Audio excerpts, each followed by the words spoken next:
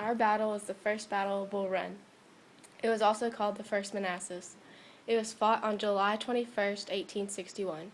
It was located in Fairfax County and Prince William County, Virginia, which is near the city of Manassas. The generals who fought this bloody battle were Irvin McDowell and Robert Patterson, who were for the Union, P.G.T. Beauregard and Joseph E. Johnston, who were for the Confederate States. The war had begun, but there had been small fights between the two sides. Lincoln told his Union generals to strike first, which included General Irvin McDowell. The Union strategy was basically to kill Confederate forces in Manassas, Virginia, and quickly attack the Confederate capital. General McDowell was worried that his troops were unprepared for such an attack. He protested the plan, but Lincoln obviously overruled him. Lincoln believed this might be his only chance to use his big military force before he lost it. The Union Army was on the verge of winning, pushing back the Confederate leader P.G.T. Beauregard forces at Warrenton Turnpike. Then, one Southern brigade, led by Stonewall Jackson, who desperately tried to hold ground at Henry Hill House. Then the battle took a turn later that day, with the arrival of Confederate forces under the command of Joseph E. Johnston. The disorganized Union Army collapsed under the pressure of the Confederate attack, resulting in retreat. There was an estimated total of 4,878 casualties.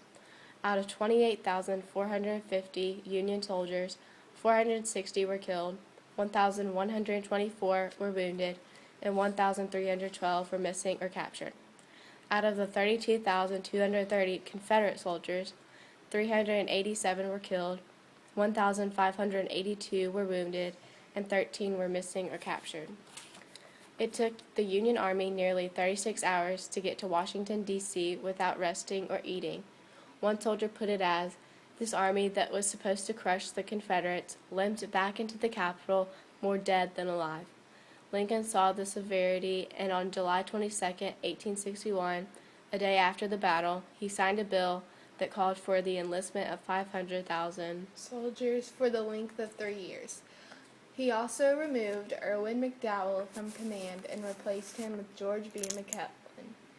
General P.G.T.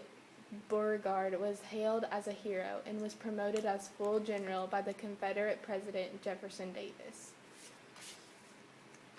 Stories of the Bull Run.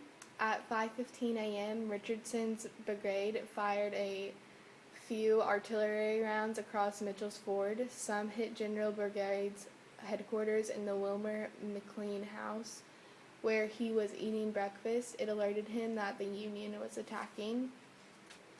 Judith Carter Henry was an 85-year-old widow, an invalid who was unable to leave her bedroom in the Henry house. As Ricketts began receiving rifle fire, he concluded that it was coming from the Henry house and turned his guns on the building. A shell that crashed through the bedroom wall and tore off one of the woman's foot and inflicted multiple injuries, from which she died later that day. Fun facts of the war. The first major land battle of the American Civil War. Thomas J. Jackson received his nickname Stonewall Jackson because he was known to stand his ground. The first Battle of Bull Run was the bloodiest battle of the American Civil War up until that point. The battle had been called a war against brother. Example, McDowell and Beauregard were classmates at the U.S. Military Academy, both in the same class. The first battle in American history in which railroads were used to transport soldiers. And today there is a Manassas National Battlefield Park where the war took place. And the reason why it's called the First Battle of Bull Run and the First Battle of Manassas is because the Union Army would call the battles after a natural resource such as rivers and bodies of water. In this case, Bull Run, the Confederate Army named the battles by nearby towns, hence Manassas. Another fun fact, Reporters, government officials, and average citizens traveled to watch the battle. They would bring picnics and wine, like a modern day tailgate. But when they realized the Confederate were winning and the Union retreated, they were also retreated. And they made their way back to Washington, D.C. One congressman of New York was captured by the Confederate forces during the retreat.